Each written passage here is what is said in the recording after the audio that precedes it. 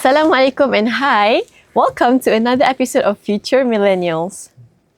So for those who don't know or your first time watching, Future Millennials is a platform for millennials to gain inspiration to facing today's world and the digital world nowadays. So you can watch our podcast on YouTube at IIMFM, and we're also on social media we're on Instagram at iim.fm, and we're also on TikTok at iim_fm. So today we're very thrilled to have Encik Arif bin Murad joining us for our podcast in today's episode. How are you, Encik Arif? I'm good. Alhamdulillah. How are you, Mina? Alhamdulillah, I'm very good. Thank you for asking. Alright. Is this your first time in IUM? Yeah, it is my first time officially, I would say. Okay. Previously, I did come here to play some sports. Sports. What sports do you play? I play tennis. Oh, interesting. Okay. And how did you get here today? Everything okay? Yeah, everything was fine. Okay, And it's Alhamdulillah. such a beautiful university. I would Yeah, say. thank you. Alhamdulillah. You're very beautiful. Okay, so a little background for Encik Arif to our viewers. So Encik Arif is the manager, talent specialist at SME Bank HQ, right? Yes. Where he has been at the forefront of shaping talent strategies, enhancing recruitment processes, and building employer branding. And with over 5 years of experience in human resources, Encik Arif also has gained deep insights into talent acquisition, retention, and diversity management. So he holds a Master of Business Administration from UNITA, right? Yes. And a Bachelor's in Applied Science from University Technology Mara.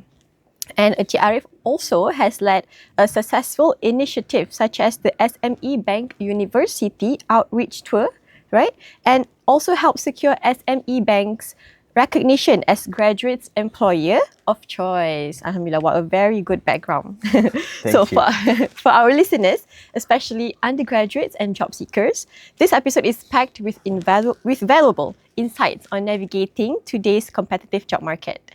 So are you ready to get into today's episode? Yeah, of course. Okay. I think it's a very interesting topic today. Yeah, me too. So topic for today is navigating recruitment challenges in competitive job market. Okay, so I want to ask you, so given your 5 years of experience, right, in HR and talent acquisition, so how would you describe the current recruitment landscape, especially today in the context of a very competitive kind of like a job market? All right, for that, in terms of the current recruitment scenario in the competitive market, right? The current recruitment practice and I would say industry is not the same anymore as compared to the 10 years or 20 years back. Today is very competitive. It's not just about posting job online and then the recruiters would be waiting for the applicants to apply.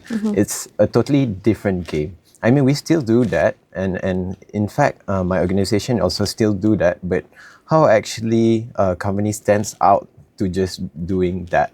So there comes employer branding, there comes the leveraging of technologies and AI. And then there comes what are the values that we could create to the talents.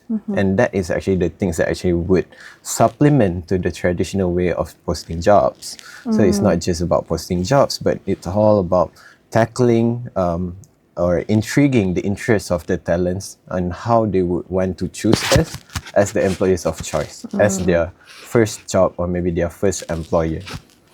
So it's also important for the employee also has to kind of like keep up a good image of themselves, employee. But the employee also very important to keep up their branding and image, because right? there's various of employers out there. Yeah. Some companies, they don't have to do employer branding.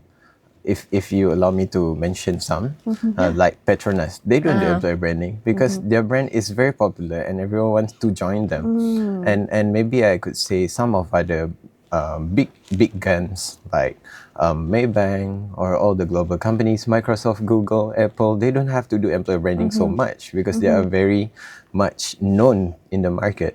But companies or maybe the Sendirian Berhad companies, private limited companies, smaller companies, they have to do employer brands because that is how they could attract the talents to join them. Because now it's not just about the salary.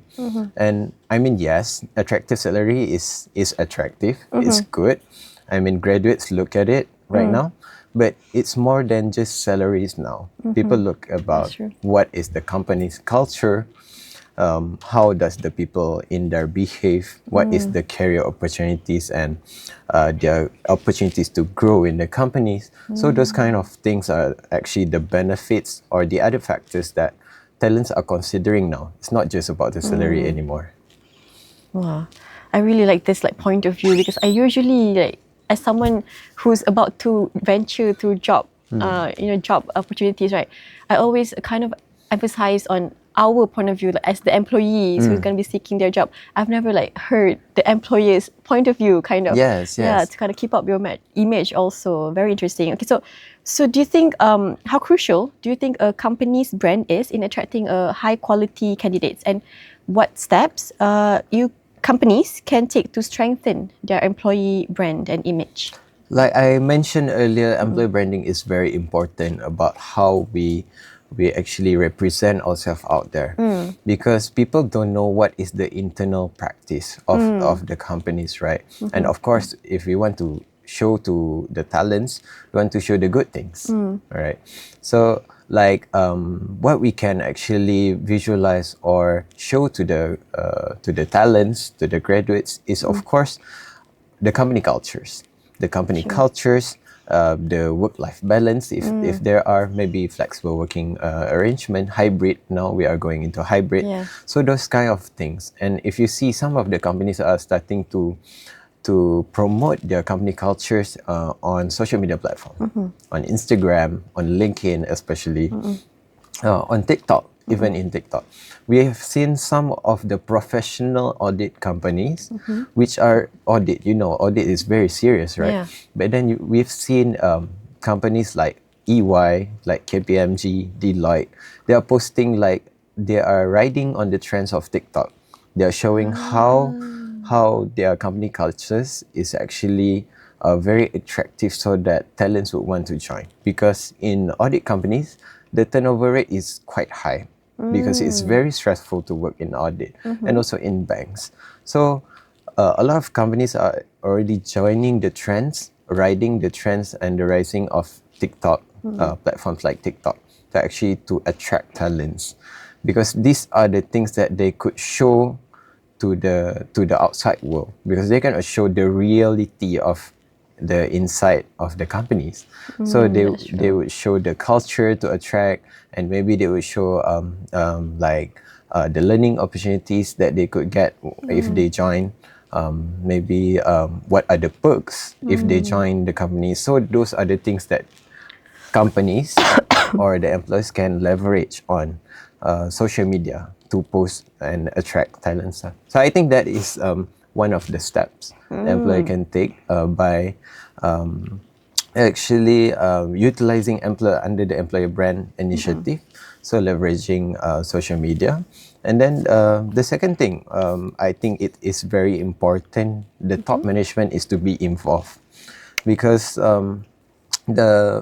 how graduates perceive it, because if people like me pitching or preaching about this, maybe yes, they will listen, but it is only natural that if we see like a big figure talking, we'll be like impressed, especially the youngsters will the youngster will be very interested to listen to them, because, or let's say Dato this or Dato that, the CEO of this, CFO of this, the Chief Human Capital Officer talking and attracting talents, and it sounds like they are interested, and it's like it really touched the heart of the talents and the candidates, like, oh, okay, I want to work with this company, the CEO sounds so cool.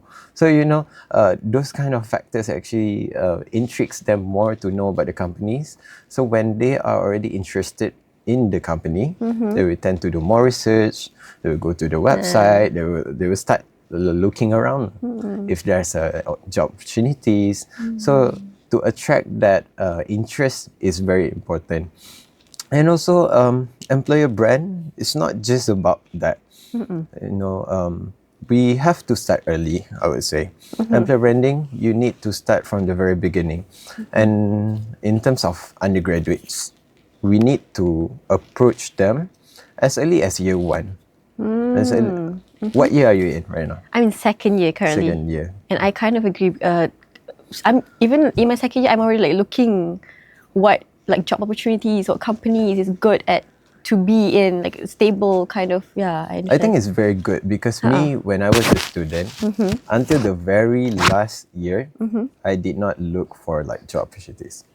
To be fair, right now I'm working in HR, but as you mentioned earlier, I graduated in applied science biology. Yeah, I actually did. Yeah, a lot of employers or wherever I go, people always ask, how do you end up being in the bank? From science. From science, from biology. I know it's very weird, but alhamdulillah, it's my recipe.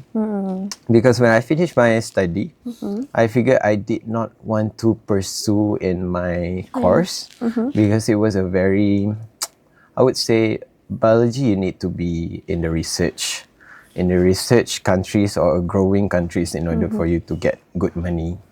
So I wanted job stability, so I went for corporate.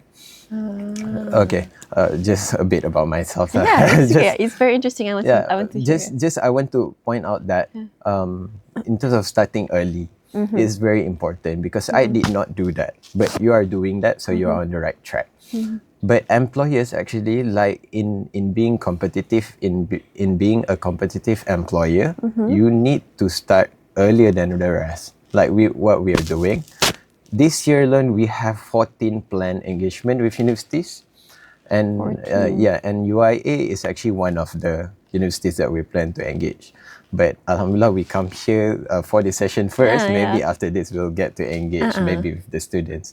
What we did, we went to other public universities. We did career workshops. We did career talks. We did knowledge sharing, experience sharing. So those kind of things actually put our brand out there in the students' mind. So when they see, this company, there's a representative from this company, actually give some thoughts, give some knowledge sharing. So they tend to know us from the very beginning. So when they go out there, finishing their studies, graduating, last few years, I think there's a representative from this company A. Like they will attract them. Yeah, they will be attracted. That guy is so cool, maybe. That guy is so cool, so maybe I want to join that company.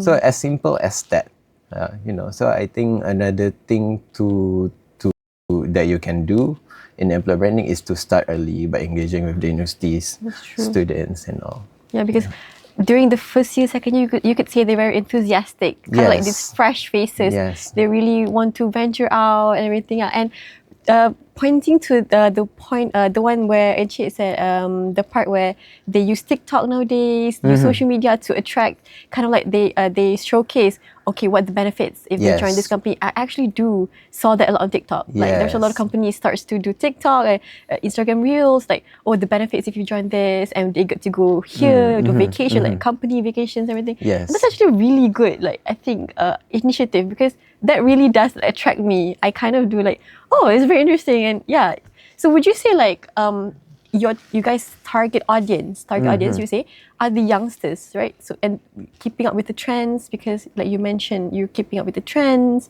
and this, and so would you say your target audience are the youngsters? And I would say that, and plus the youngsters are actually holding the futures. The future of the generation, actually, the future of the country. So I would say, back to the first question that I answered, why they do that is because they want to attract talents, because recruitment is not just about posting jobs anymore.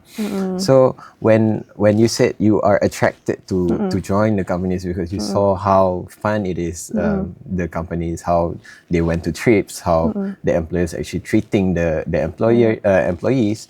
So I think that is those other factors other than salary that actually attracts the talent. That's true. So you got attracted, their strategy is actually working. So even let's say you have option A and option B. Option A is paying minimum wage, but the perks are that lah. You got to go for company trips every year. You got to work hybrid 3 days at home, 2 days in get office. employee discounts. Yeah, you like get that, employee discount, and then you got like you are flexible to work anywhere, and then you have a very supportive boss. And then as compared to option B, you got a higher salary, but your work is very stressful. You work 9 to 6 every day, and then there's no company trips. The perks are just basic. So obviously people will go for option A. Yeah, even I would but then go again, A. it goes back to priorities. If you are someone that want to go for a salary, people will always go for salary. Yeah. Okay, so proceeding to that, right nowadays there's an increased usage of AI and technology, right?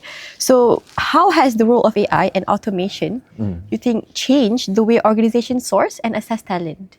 And what should candidates know about these tools when they're applying for their jobs? Yeah, AI. If we talk about AI, I think pre-COVID, people would say, "What is AI?"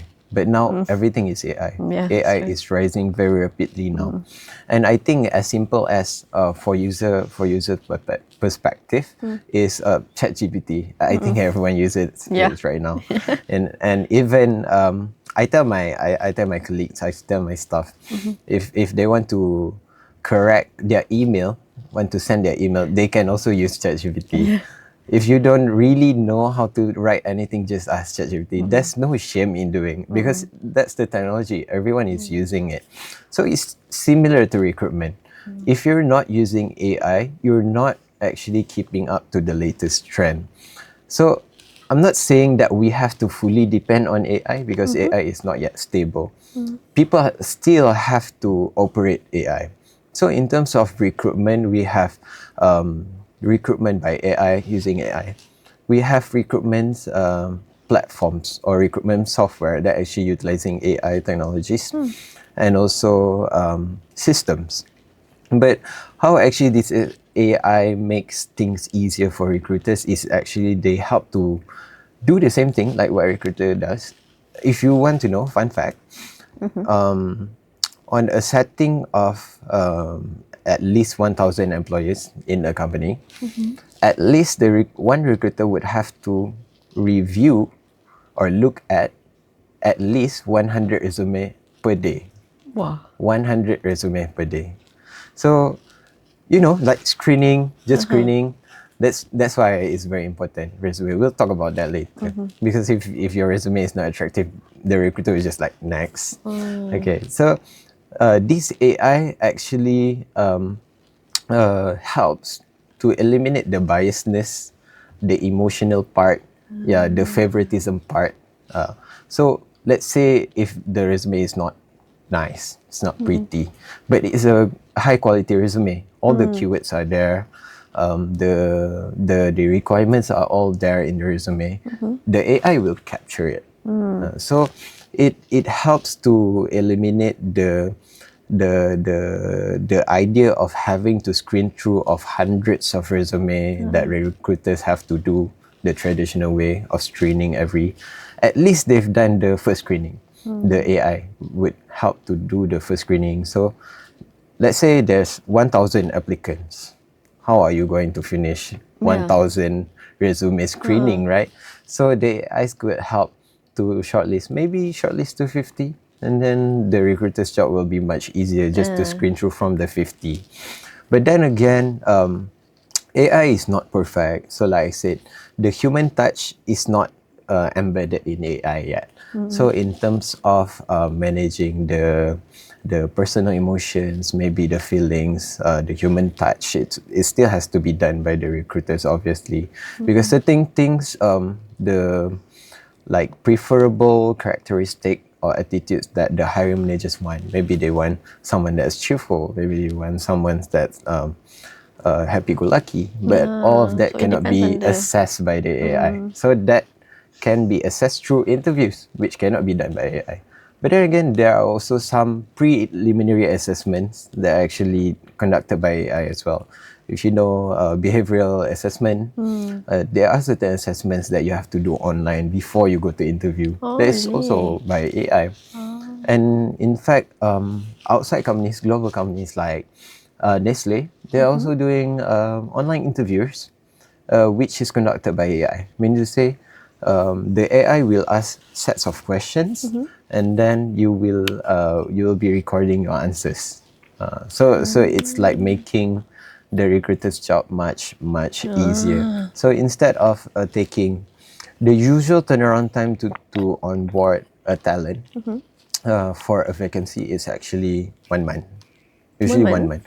From the job posting until the onboarding, I think I would safely say the fastest is 1 month.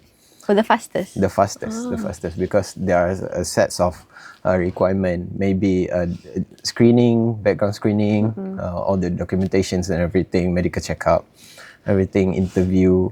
So it takes around 1 month from the posting of the vacancies until the talent join the company. So it takes 1 month. So maybe with this AI, I foresee we can do that as fast as 2 weeks, 1 week, maybe in the future.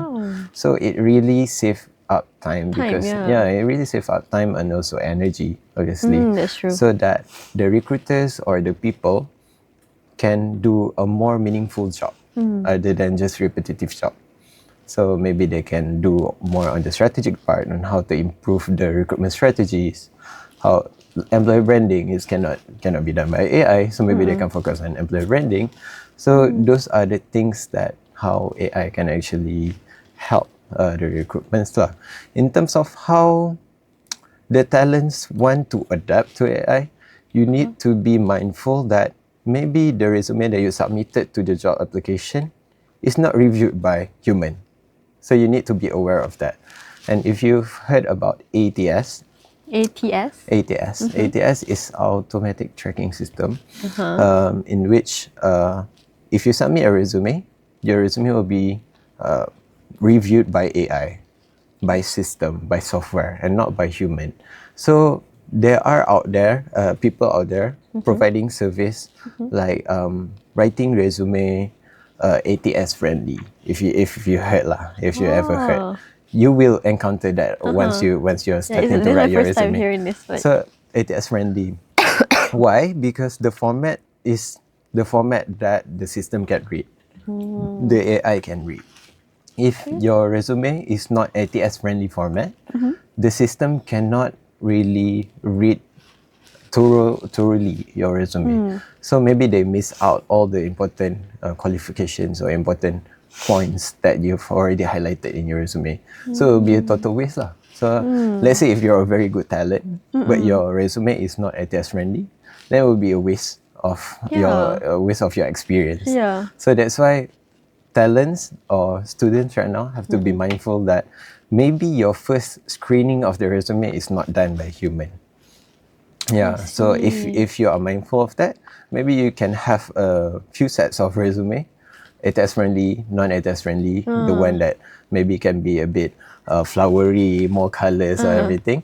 That one is for if you know that your resume will be reviewed by the recruiter itself. Maybe you send directly through email. But if the one that you send or apply through websites, online, highly it will be reviewed by AI. So students or job seekers need to be aware of that. So I think what I got from your advice is AI is something, it has pros and cons, right? Like there are some cons about it, but also like you can use AI, but also kind of you have to use it dengan bijak lah macam tu kan. Betul. Boleh guna but dengan bijak. And it can be very helpful in terms of, like you said, the time costing and the energy. But AI, of course, it is very costly lah. I think it's an investment that every companies need to do because you have to choose. You want to save cost or you want to save time. But time is more valuable than money or anything. So I think it's also good for companies to invest in AI to make things easier. And in fact, it's actually empowering us. If we let AI to do the repetitive, easy jobs, we can get to do the more complicated jobs. So it improves our skills, it improves our employability, improves our self as an individual. So we'll be more competitive out there because we have more skill sets. Okay, so I would love to get more into this, but we will take a break and then we will get more into this topic. And stay tuned. And don't forget to follow us on our social media. We have on Instagram at iam.fm and we're also on TikTok at iam_fm. We'll take a break. Thank you.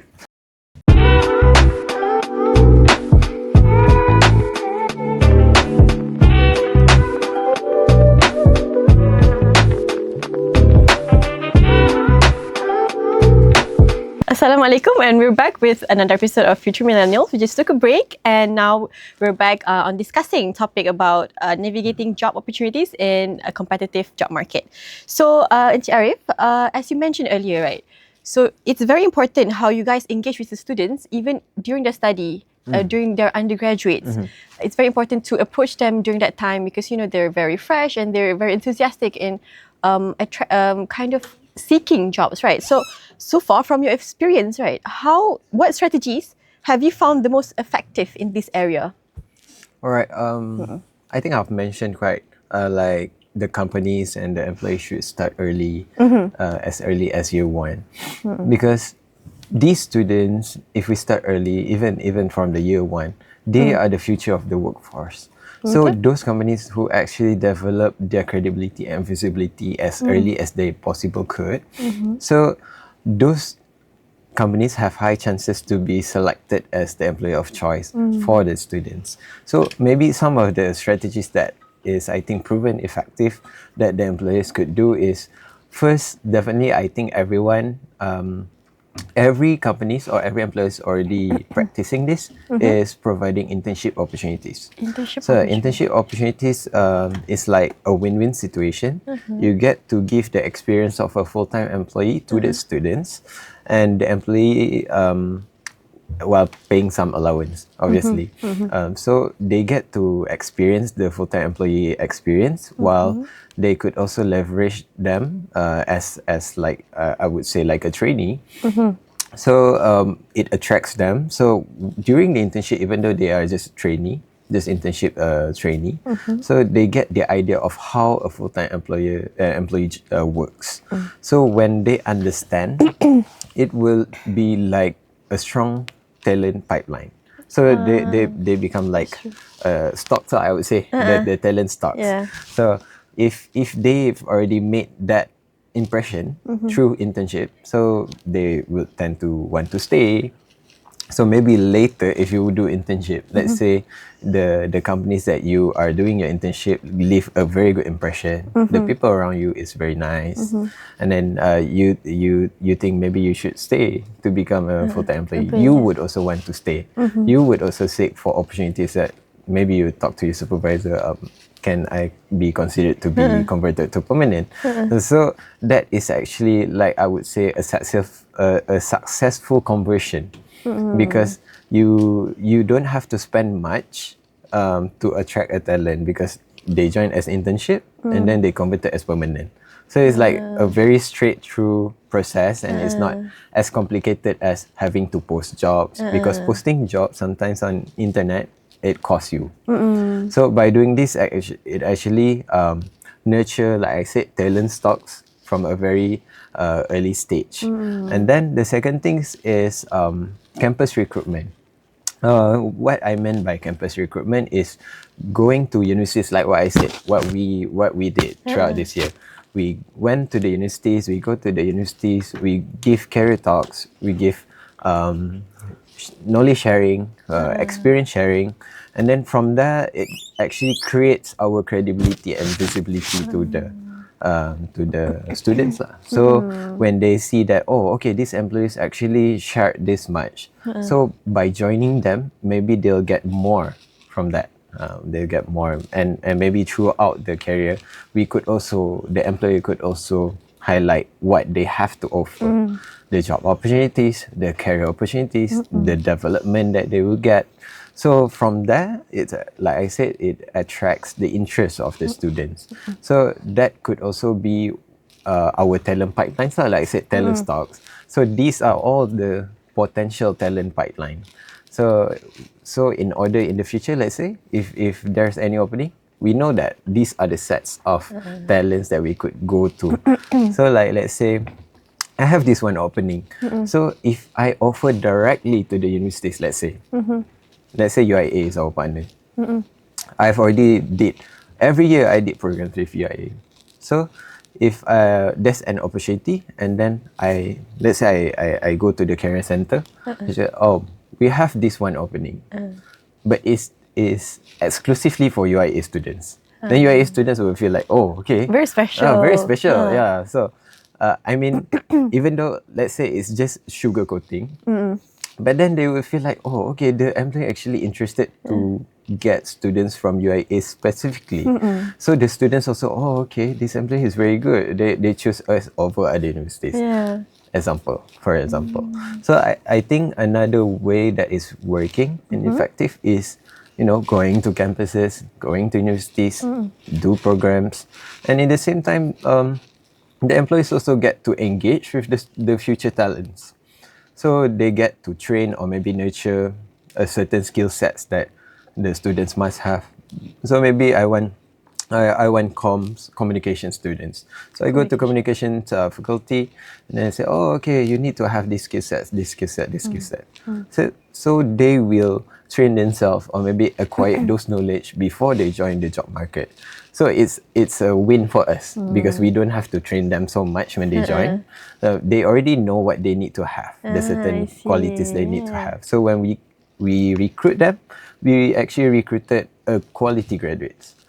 So that is also one of the effective ways. I think another thing that is working is and aside from campus recruitment is also partnerships and also collaborations, and as a matter of fact, we've already collaborated with several public universities and also private universities. Maybe one day with UIA. We don't know, inshallah.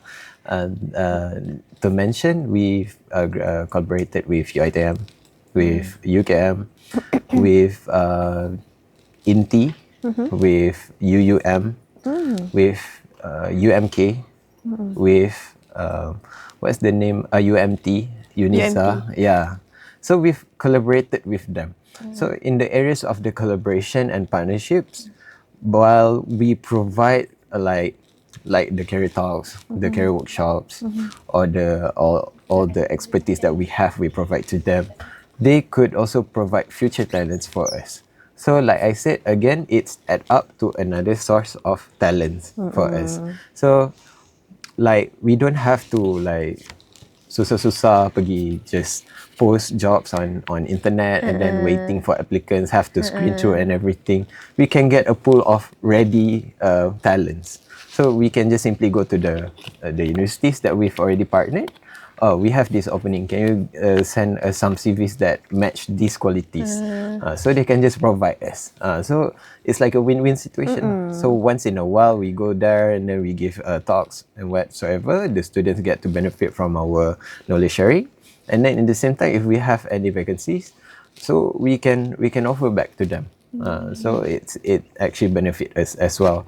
And some universities are actually very much localized. Like I said, UMK, UMT, UNISA, and UiTM, you have a lot of campuses nationwide. So sometimes, like us, we have networks around Malaysia. So we have centers in each states in Malaysia.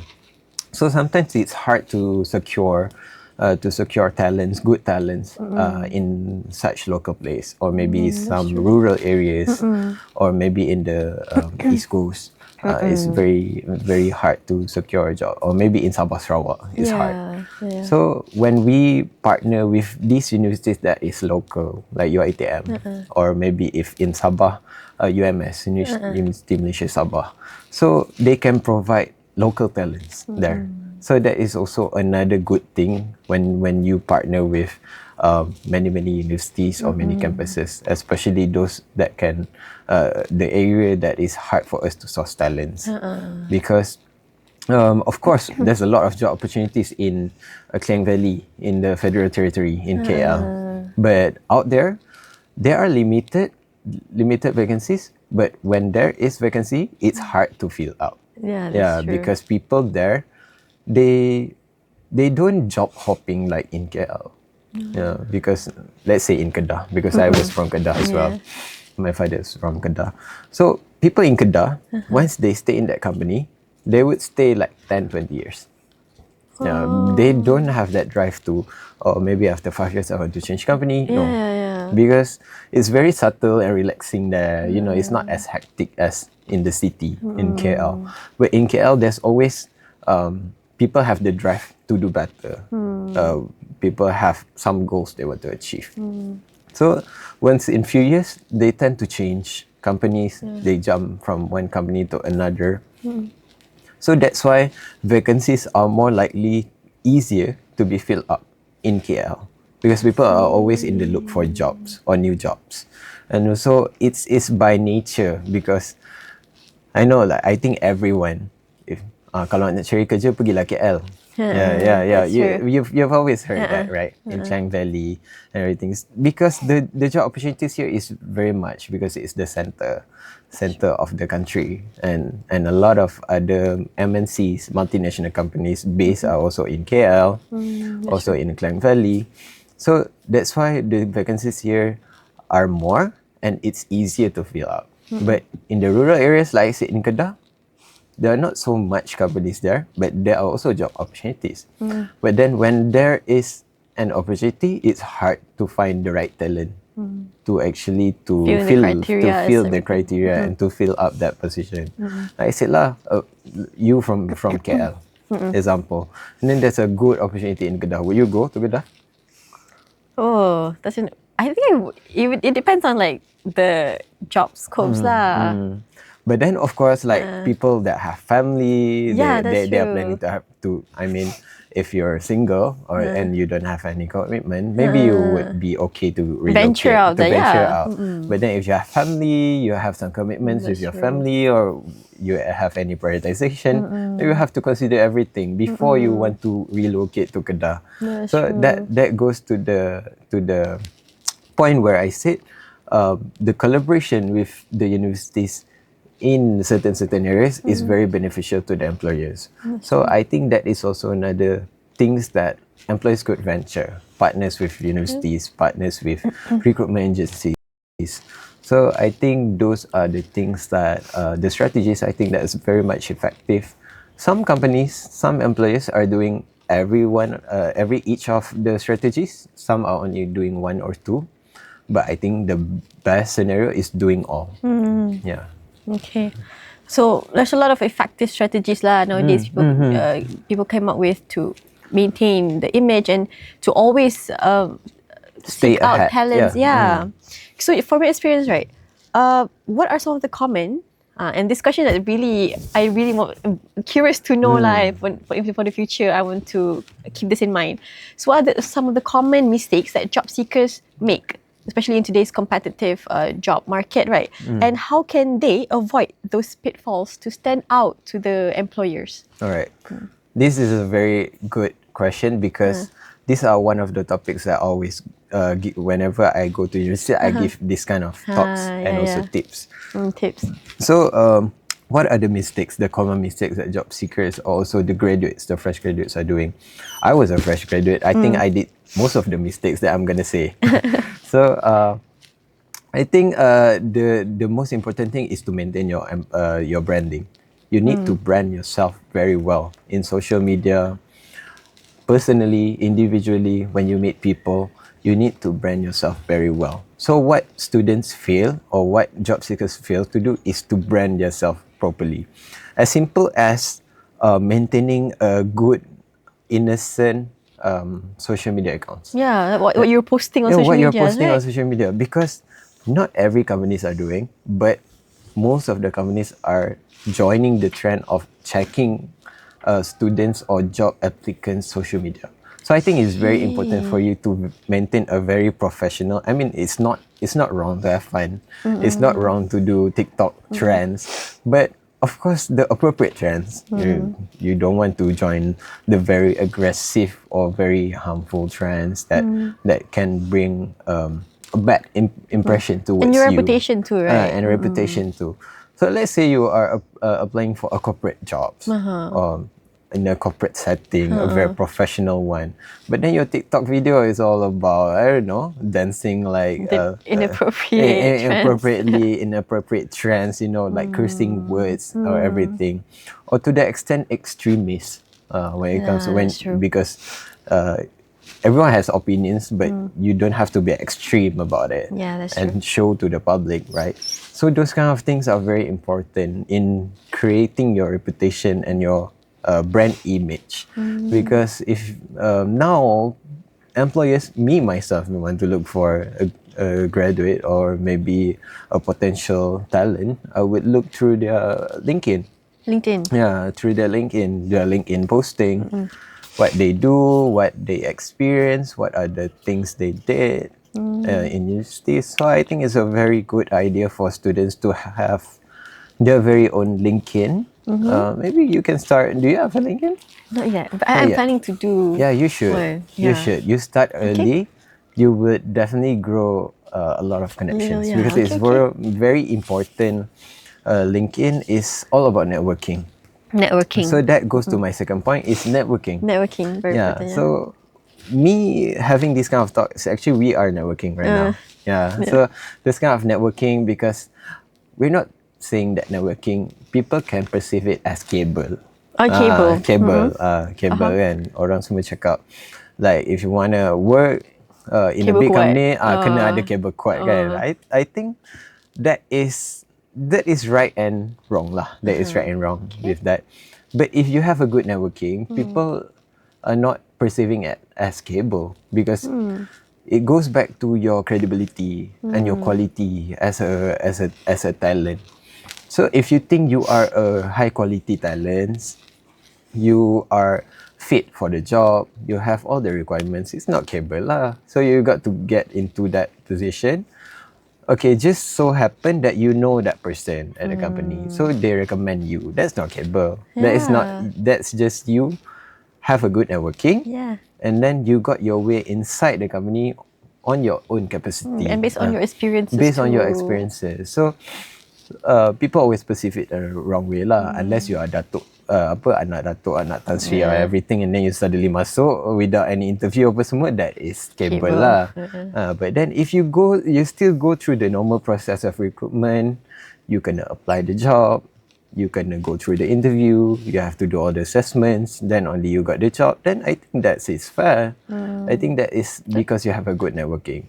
So I think it's very good that students join maybe networking events.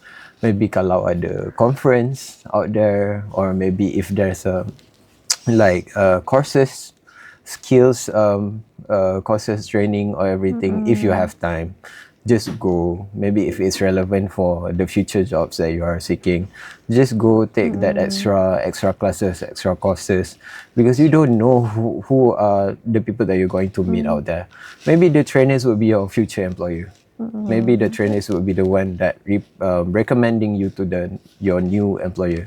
So we don't know. So networking is very, very important. And then I just want to relate this back to the first point, which is branding. Other than your personal branding, your branding is also shown on your CV and resume. I think this is very important. When it comes to job seeking, people always look at CV and resume as a very important thing. It's like a collateral. It's like a collateral to you, but it represents your whole self. So your experience, your qualifications, your education. Like I said, there are many things to talk about CV, and I always give like a full 2 hours talk just about CV and resume, and a full half day workshop just about how to write the right resume, because it's not a straight through process. It's not a straightforward process. There's a lot of things to be considered in CV and resume, but the technology is out there, the internet is out there, the AI is there. You can always leverage all of that to write the right CV and resume to represent yourself. So as simple as some of the things that I want to share lah. I think in CV and resume, the most important thing, if you are a fresh graduate, put pictures, but appropriate ones. Okay, because I was also one of the I would say recruiters that also screen through some resumes. So whenever I look at resume, you cannot help because I'm a human.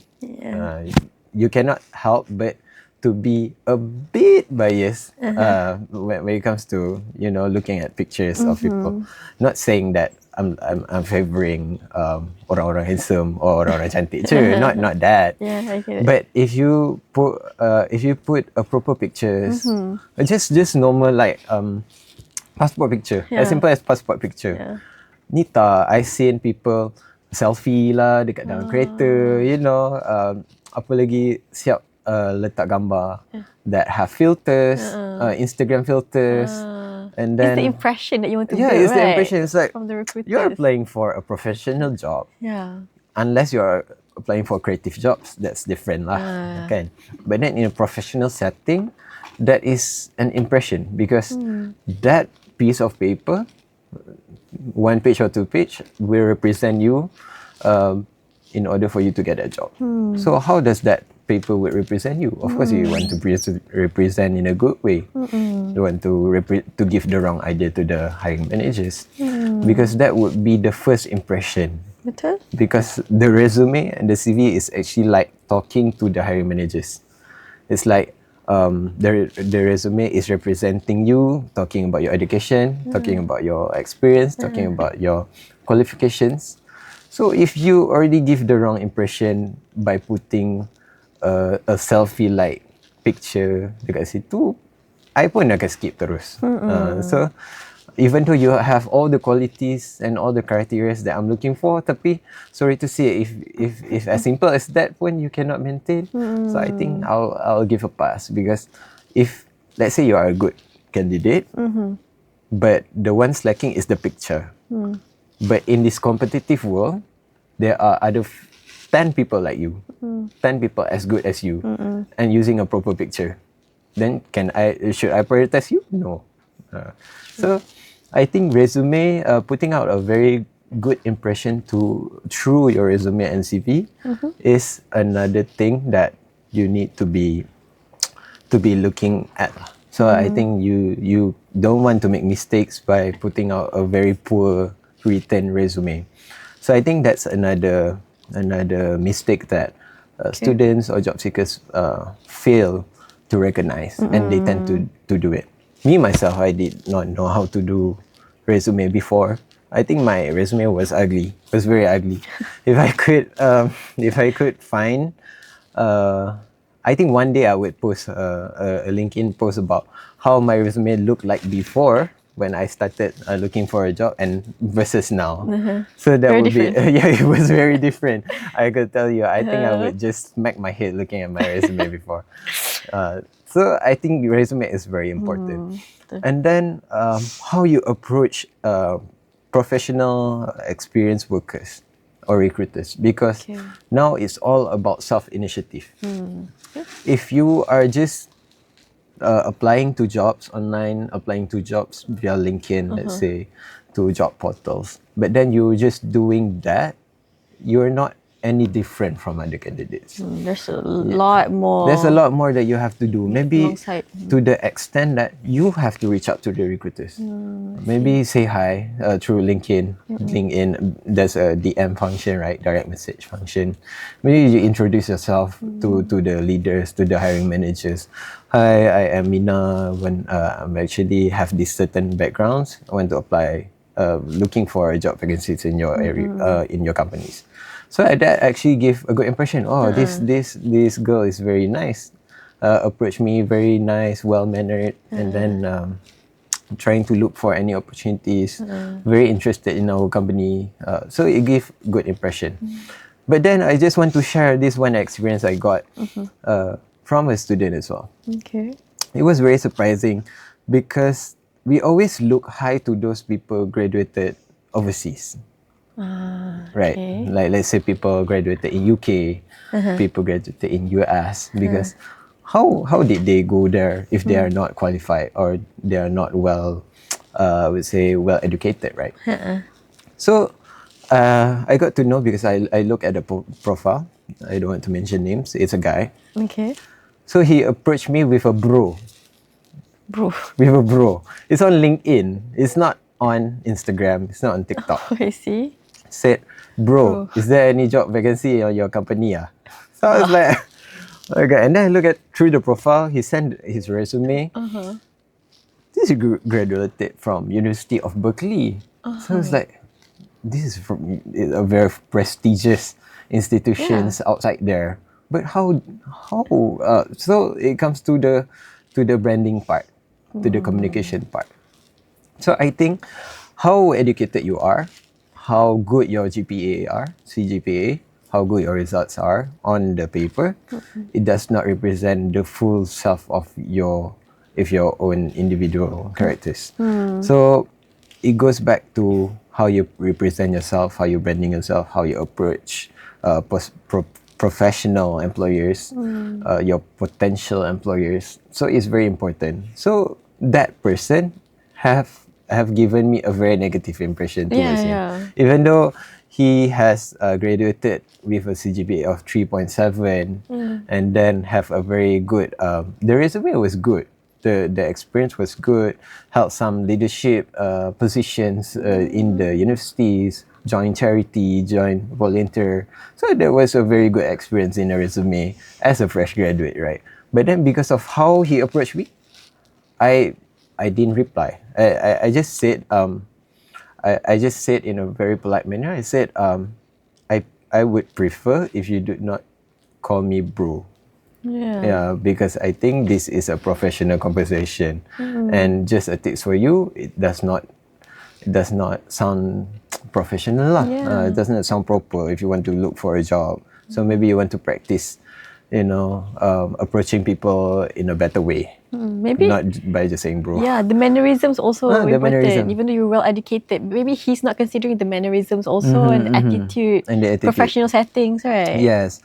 Very So that important goes too. to the next point, which is soft skills. Soft skills. Yeah, soft I skills. see. Because I think mannerism, how you position yourself, how you communicate to people, it's all tied back to soft skills, having a good soft skills. Because I think there's a lot of opportunities provided in universities in order for you to improve your soft skills. It's not just exams, because there are clubs, there's like podcasts like this. So all these kinds of opportunities are actually provided to the students if they want to take that opportunity. Yeah, that's true. Because without realizing, this actually improve your soft skills. So these soft skills are very important because employers, let's say you have 5 candidates, all good results, and then all go to in the interview. Then how you represent yourself, how you communicate, your soft skills are actually would differentiate you from others. Because I've interviewed multiple candidates, I think more than almost 100 candidates I think I've interviewed. There are many good talents that I think is a waste just because they could not represent themselves. They could not communicate well. So I think it's a waste of talents, because I know if we give them chance to get into that job, they can do it well. It's just that how they communicate, how they represent themselves, that actually be the deal breaker lah, I would say.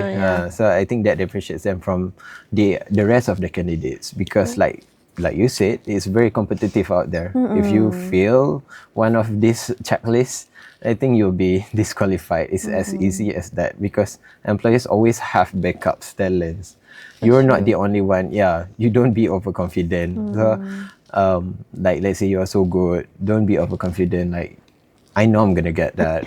Even though me myself in this industry, applying into jobs that I fit all the requirements, I still have that doubt in myself. I don't necessarily think that I would get that job. Don't be overconfident, because if you be overconfident, you expect too much, you'll only be disappointed. Yeah, so I think that is just a reminder to everyone and to yourself, that don't be overconfident even though you have all the qualifications. Always go back to your true self, and go back to the reason why you're looking for the jobs, and then your interest, your passion. Oh, very a lot. There's a lot of insightful advices. I think there's a lot more in the list. But then I think that are the most important ones that people or job seekers have to focus on. It's true. I hope our listeners who are listening to your advices, especially the young ones who are looking for job opportunities in the future, can take notes of this. And always keep an open mind and open heart to always try new things so you can yourself stand out of all the applicants. Always improve yourself, right? Okay, so unfortunately we're already at the end of our podcast, and so as we wrap up, I want to ask you, Encik Arif, what final advice would you give to undergraduate students or job seekers that are preparing to enter the workforce, especially in the face of this, again, competitive settings, job market, and they're worrying, let's say, about what if they didn't get good enough or always get rejected.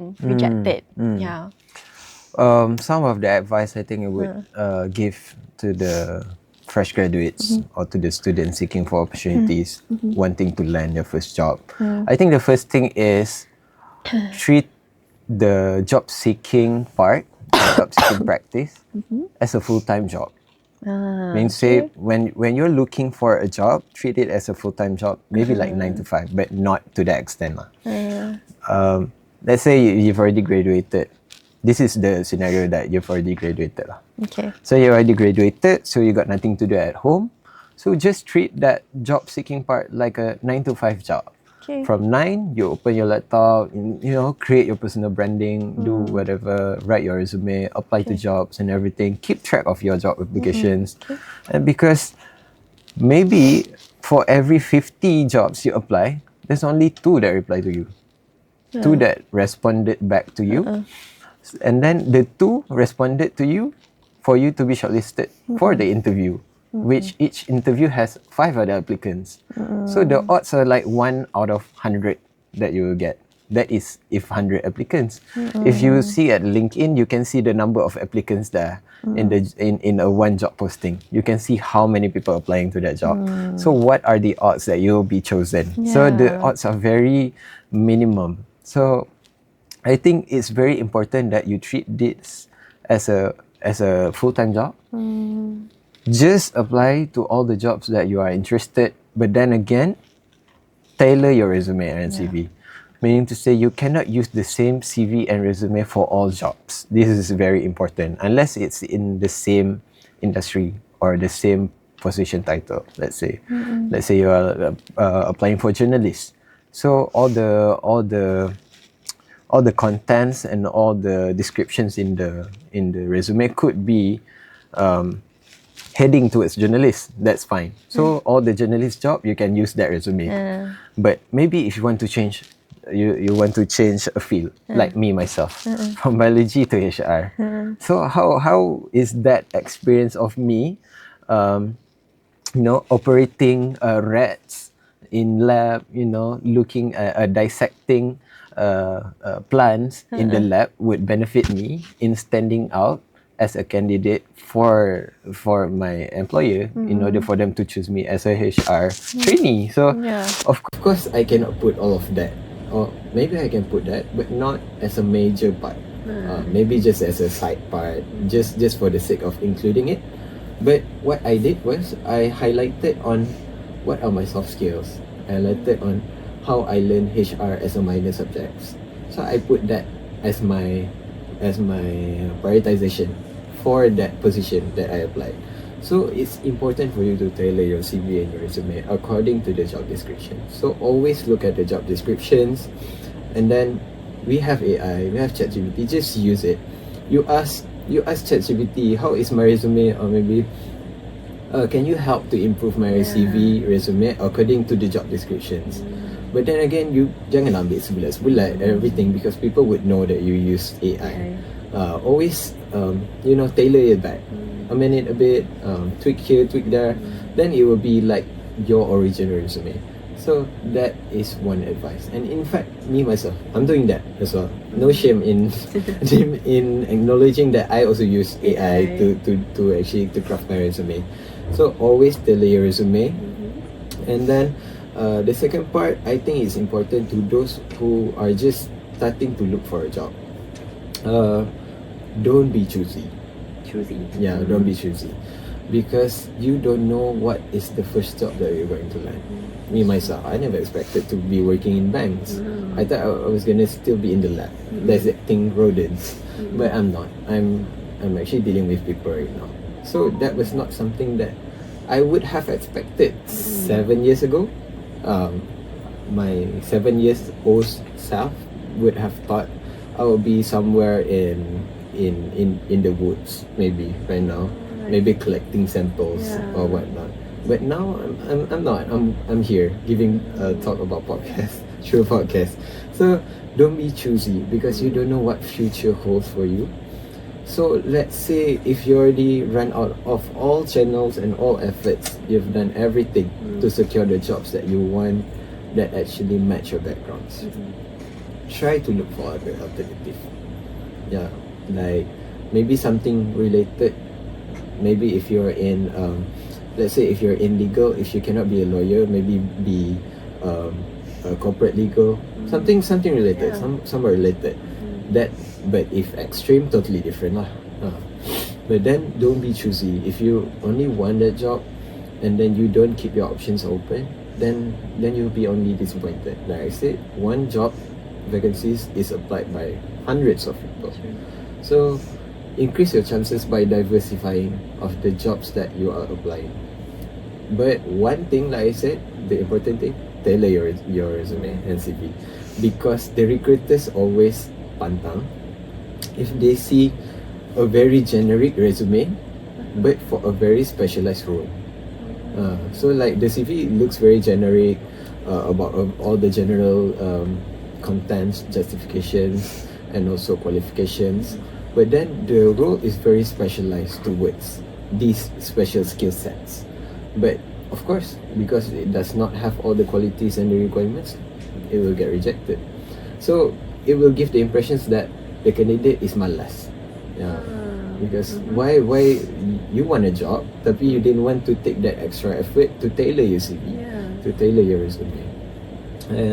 So that is very important to keep your options open. I think another thing is for you to improve your soft skills. Practice. I think this is very important, especially for interview preparation, because interview is what it is actually the determining factors. That is the last defense in order for you to penetrate that first job, to penetrate that job offer before you get the letter of offer. If you don't ace in your interviews, I could safely say you are 90% unsuccessful in that application.